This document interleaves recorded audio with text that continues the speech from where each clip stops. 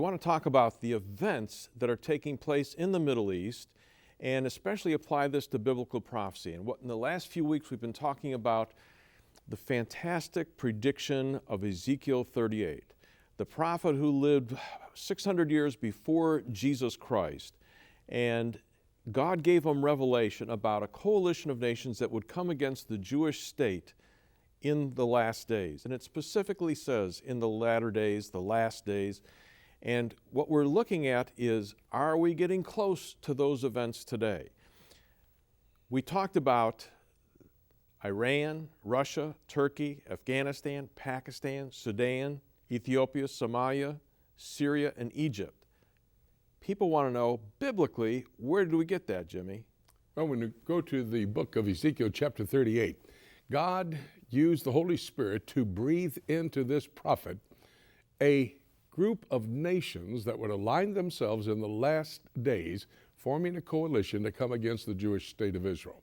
In chapter 38, verse 2, we see Gog, that would be the personality, in the land of Magog, that would be modern-day Russia, according to biblical scholarship, historical, geographical information that can be brought to the table at any moment we need it. And then we have Meshech, Tubal, and that's in verse 2. In verse 6, Gomer and Togarmah. And when you go back and look at Asia Minor back in biblical times, the times of Peter and Paul, when they were reaching the Gentile world, Turkey was divided into 4 parts, or Asia Minor. We know it as Turkey today: Meshech, Tubal, Gomer, and Togarmah. So that would be what we know as modern-day Turkey.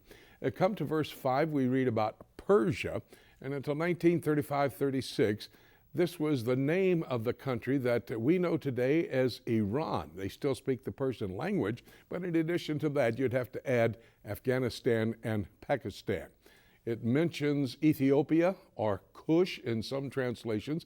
That would be Ethiopia, Somalia, Sudan. And we know that by studying the geographical locations that these sons of, for example, Cush and Ham established these nations as they were following God's directive. That's found over in Genesis chapter 10 and verses 6 and following. Ethiopia, Somalia, Sudan would be Ethiopia. And then we have Put, or Libya, which is modern-day Libya. Now that forms most of the nations. You go back to Daniel chapter 11, verses 40 and following. You have the king of the north, which would be modern-day Syria, the king of the south, modern-day Egypt. Go over to the book of Psalm, chapter 83. In verse 6, it mentions the Ishmaelites.